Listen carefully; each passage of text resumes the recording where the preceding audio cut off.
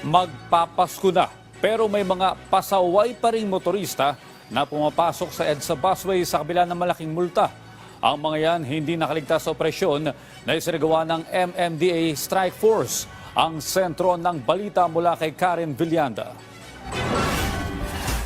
Sa EDSA Boni na aktuhan ng tauhan ng MMDA Strike Force ang motorcycle taxi na ito na pumasok sa busway.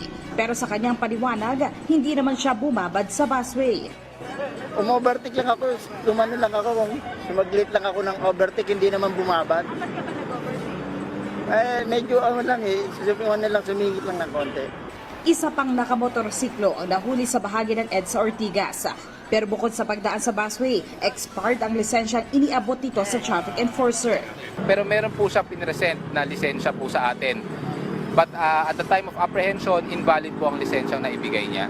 I don't want to call it as tumakas, no, dahil kahit papaano tumigil naman po siya.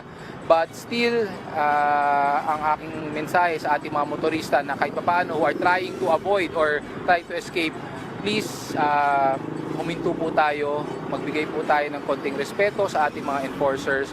Sa monitoring ng Metropolitan Manila Development Authority, bumababa na ang mga nahuhuling lumalabag sa busway. Kung dati kasi ay umaabot sa 200 ang bilang ng violators kada araw, ngayon ay umaabot na lamang ito sa 100. We have to understand also, no, especially sa ating mga motorista, hindi lang po ito dahil pinapatupad natin ang batas. It's also safety ng ating mga motorista dahil ang busway, alam naman po natin ang mga dumadaan po dyan, mga malalaking bus.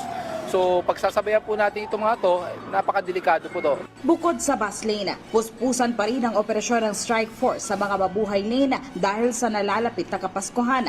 Lalo tumaas na sa 409,000 ang bilang ng mga motorista na dumadaan sa EDSA ngayon, kumpara sa 405,000 lamang noong pre-pandemic.